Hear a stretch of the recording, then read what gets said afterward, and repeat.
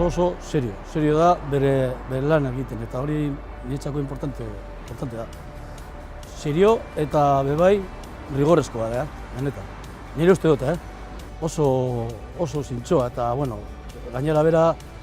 Bilboko gauza guztia dauka bere bihotzean, atletik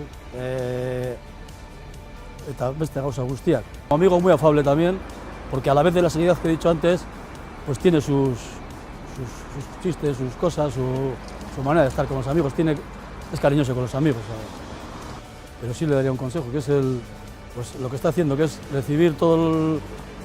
lo que la gente le indique, los comentarios que le hagan y los ciudadanos, y él seguramente los va a interiorizar, y va a intentar realizarlos, la mayor cosa de ellos, claro, lo demás es imposible todo. Bueno, primero eso, hay que ser alcalde, que esperemos que sí, y luego pues volvería un poquito a decir la cercanía con la gente, y él, como en equipo va a trabajar bien, te quiero decir, hacer caso a todos los